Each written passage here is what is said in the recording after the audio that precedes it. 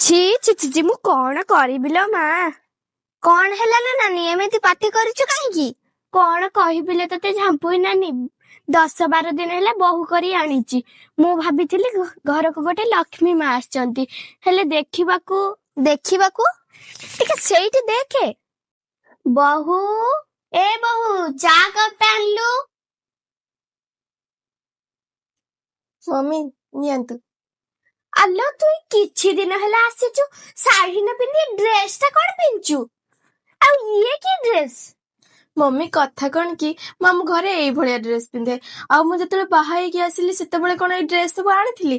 ଏଇଠି ମୋ ବାପାଙ୍କ ଡ୍ରେସ ଥିଲା ତ ସିଆକୁ ପିନ୍ଧି ପଡିଲି।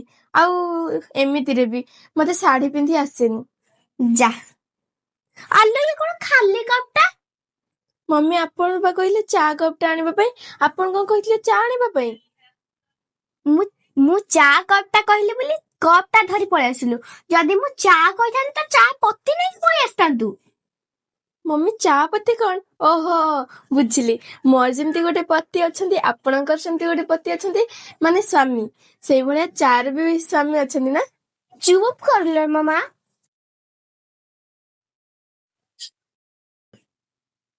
ଦେଖିଲୁ ତ, ଚାଲ ନାନୀ ଏବେ ମିଶିକି କାନ୍ଦିବା।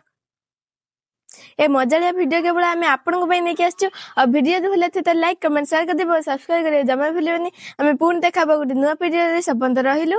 ଜୟ ଜଗନ୍ନାଥ।